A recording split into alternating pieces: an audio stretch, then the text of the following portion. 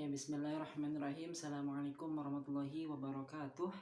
Alhamdulillahirabbil alamin. Wassalatu wassalamu ala asrofil anbiya'i wal mursalin wa ala alihi wa ashabi ajma'in.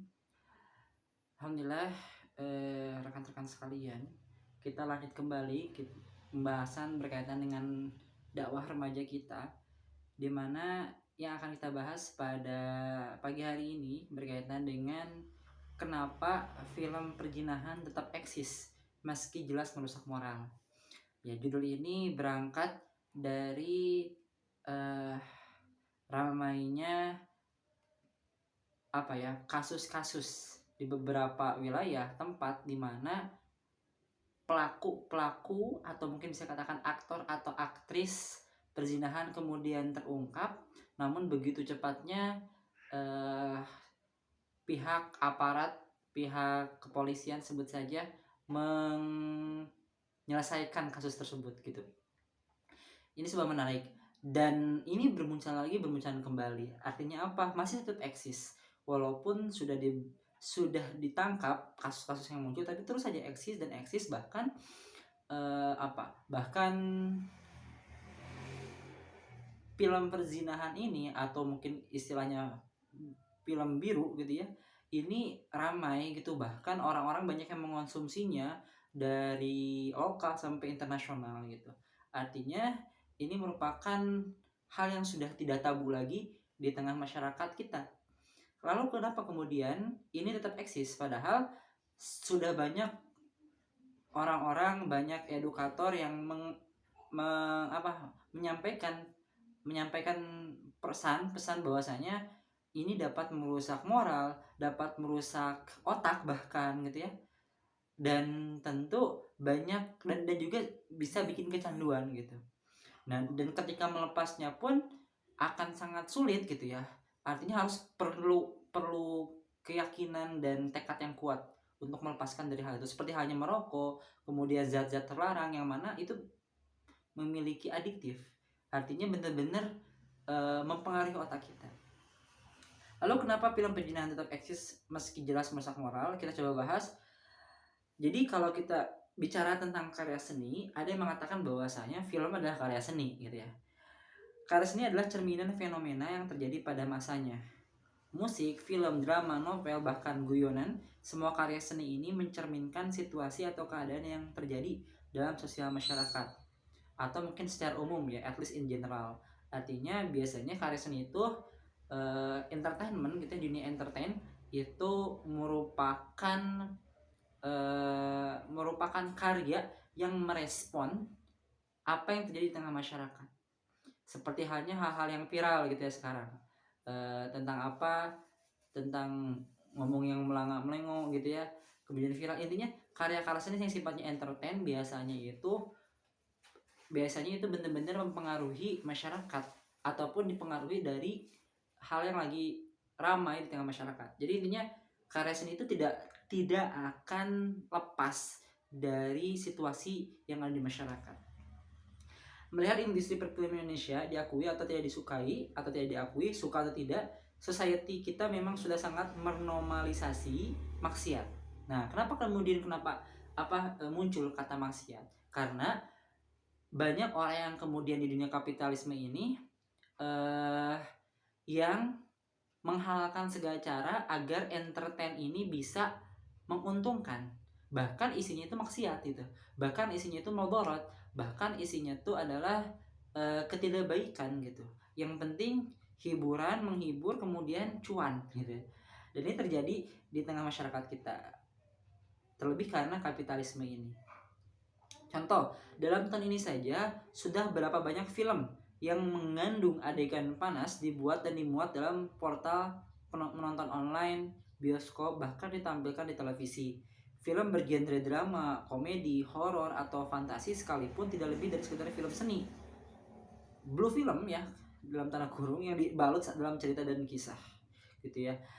Ini apa ya, mungkin saya juga termasuk orang yang suka nonton film dan seringkali melihat beberapa adegan ini muncul gitu ya, yang bisa dikatakan udah masuk ke hal intim, blue film gitu. Dan ini dibalut dalam kisah, drama, dan seterusnya. dan akan sangat berbahaya ketika ini di apa ya ditonton oleh remaja-remaja yang masih usia-usia balik gitu ya. Bahkan tetap berbahaya bagi orang-orang yang sudah menikah, contoh saya gitu ya. Berbahaya, kadang-kadang ini ditambah ketika melihat aurat orang lain pun adalah dosa, terlebih ini aurat-aurat besar gitu ya, intim gitu. eh itu mungkin akan lebih panjang lagi pembahasan berkaitan dengan aurat dan juga melihat aurat. Cuman pada dasarnya film film biru atau hal-hal intim yang menunjukkan aurat-aurat besarnya ini begitu banyak dan begitu masif dikampanyekan dengan dalih hiburan dalam berbagai media-media karya seni, contohnya film gitu. Agar kemudian film ini salah satunya bisa naik gitu ya, di samping karena ceritanya tapi juga karena ada adegan ininya loh. Nah, banyak respon-respon ya, komentar-komentar dari netizen, contohnya, wow banyak adegannya, tapi kayaknya seru min gitu ya. Jadi adegannya ini tuh orang-orang sudah menormalisasi hal itu, gitu. Kemudian juga ada komentar gini, aduh untung udah nikah, bolehlah nonton film tanda kutip blue film ini, yang ini gitu ya. Ada komentar juga, udah nonton dan masih gak rela bla bla bla adegan seperti itu, tapi ceritanya bikin candu, pengen nonton lagi dan lagi. Ada lagi yang komentar, yakin banget aku kalau bla udah digduk tuh hatinya, dia juga baper banget, please banyakin scene mereka berdua dong, tatap duaan biar cinlok gitu. Nah ini kan sangat miris gitu ya, hal-hal yang sifatnya porno sudah dinormalisasi oleh masyarakat kita, karena dimanapun kita bisa melihat itu dari dalam berbagai karya seni gitu. Film apalagi, film sangat digemari oleh masyarakat kita, khususnya kalangan remaja dan anak muda. Tapi mari kita pahami teman-teman semua, kenapa film bermuatan pornografi masih terus banyak diproduksi meski jelas berkontribusi dalam kerusakan moral generasi. Penawaran atau supply selalu ada karena banyaknya permintaan atau demand dari pasar. Ini teori ekonomi ya. Supply itu tergantung demand. Akan selalu ada supply atau penawaran ketika ada permintaan dari pasar gitu. Makanya kenapa kemudian film ini selalu ada, karena masyarakat hari ini sudah menormalisasi, kemudian memang melihat hal tersebut sebagai entertain dan menghibur dan kemudian bikin candu gitu. Kan ini sebuah permasalahan gitu. Lalu kenapa film amoral makin banyak ditayangkan? Karena peminat juga masih banyak. Tadi ya, supply and demand. Potensi pasar ini dibaca para sinias kapitalis yang mencari keuntungan. Maka muncullah film seperti Putusnya Layangan, ya. Teman-teman tahu kan ya? Dimana itu ada adegannya juga. Kemudian KKN Desa Bergoyang, dan yang terbaru tentang film-film yang lain kayak pelacuran dan sebagainya gitu. Cukup miris lah ya. Jakarta versus Everybody gitu dan seterusnya. Yang dulu mungkin kita jarang banget melihat film-film seperti di Indonesia. Kalau pengen ya masyarakat itu nyari gitu, nyarinya di film-film luar negeri gitu. Tapi sekarang sudah masuk juga di film Indonesia, sudah semakin ke barat-baratan Indonesia juga. Tapi bukan berarti karena film luar negeri gitu kita tetap tidak memfilternya. Kita tetap harus bisa menyampaikan bahwasanya itu tidak baik. Demand yang banyak karena menonton film dewasa memberi rasa adiktif atau kecanduan. Nah ini ya berbahayanya. Otak memproduksi dopamin ketika seseorang merasa kesenangan. Hingga akhirnya apabila otak mengira video porno as dopamin, maka zat tersebut akan diproduksi terus-menerus saat seseorang menontonnya. Makanya banyak yang awalnya cuma penasaran saja, tapi akhirnya jadi ketagihan gitu ya. Mungkin awalnya penasaran atau mungkin awalnya cuma sekedar ikut-ikutan gitu ya. Sekali doang, tapi akhirnya malah ketagihan karena bisa memproduksi dopamin dalam otak.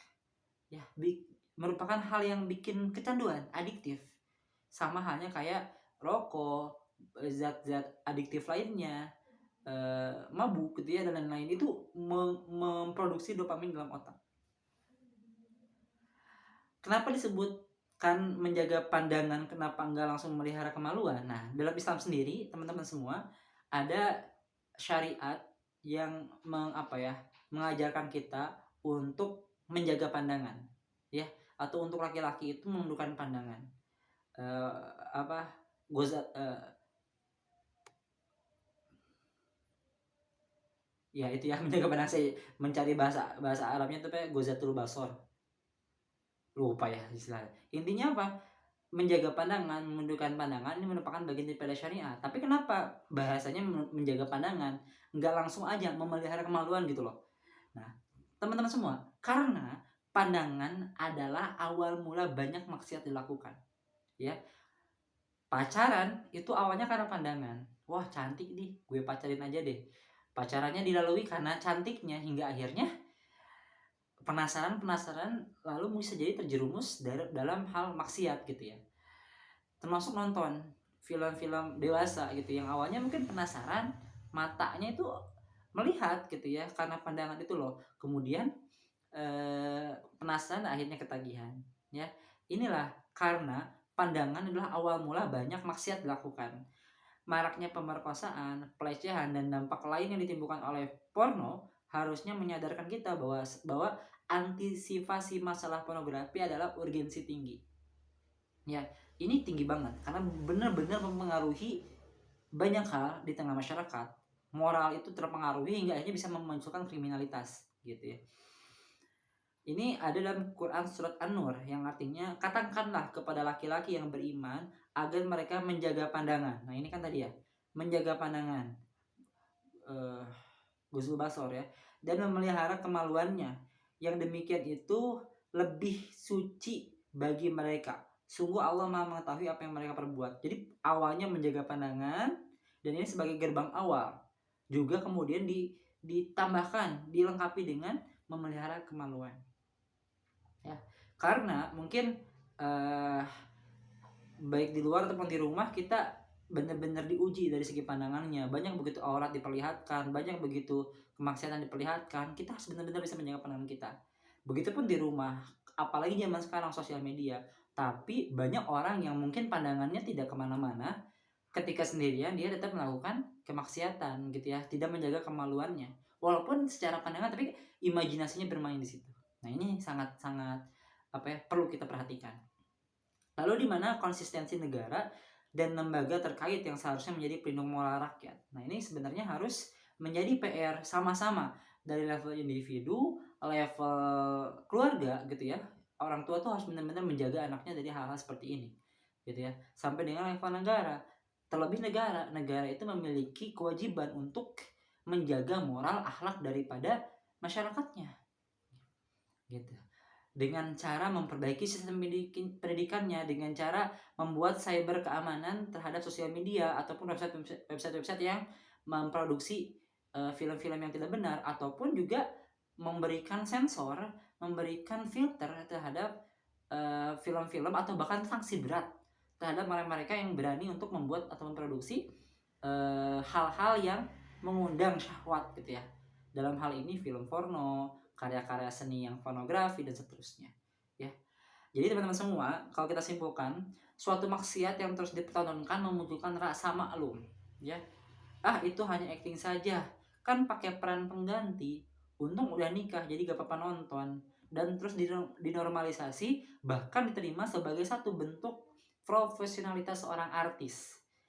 Dikiranya kalau udah ngasih rate 18 plus gitu ya, kan ada 18 plus atau peringatan khusus dewasa udah aman. Lagian dalil dari mana orang dewasa boleh nonton film esek-esek gitu ya. Jelas semuanya sepakat tidak boleh nonton yang begitu. Bahkan ada yang pandangan boleh nonton untuk menambah gairah ketika mau berhubungan dengan pasangan. Itu pun tidak tepat. Tidak ada dalil yang menyampaikan bahwasanya boleh nonton hal seperti itu bahkan sudah menikah. Aku aja gak sengaja lihat cuplikan filmnya di Reels, berasa pengen aku cuci matanya dengan air zam-zam gitu ya. Dan ini banyak banget teman-teman semua di sosial media ya. Selain terus menunjuki kebaikan dan berusaha memperbaiki kualitas akhlak umat, negara pun harus hadir ikut menjaga keimanan rakyat. Karena negaralah instansi tinggi yang memiliki kapasitas terbesar dalam amar ma'ruf nahi mungkar.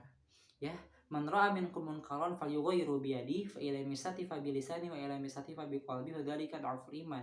Ketika melihat kemungkaran, maka rubah dengan kekuasaan, rubah dengan tangan, dan hal ini kekuasaan, dan negaralah yang memiliki peran ini untuk menjaga akhlak daripada masyarakatnya. Kita sebagai individu, maka kita menguasai diri kita sendiri, ataupun kita sebagai orang tua, kita menguasai anak-anak kita, maka gunakan itu sebagai cara untuk merubah potensi kemaksiatan, menghindarkan potensi kemaksiatan yang terjadi terhadap orang-orang yang kita pimpin gitu ya, apalagi negara. Kalau tidak bisa, maka dengan lisan rubahnya, dakwah, sampaikan terus dan terus seperti yang saya lakukan sekarang gitu ya. Dan jangan lupa dengan hati dalam hal ini doakan pemerintah kita, doakan orang tua kita, doakan masyarakat kita agar mereka senantiasa bisa menjaga diri dalam hal-hal yang berpotensi untuk mendekatkan diri mereka terhadap perzinahan, termasuk nonton film dewasa ya. Barakallahu fikum. Wassalamualaikum warahmatullahi wabarakatuh.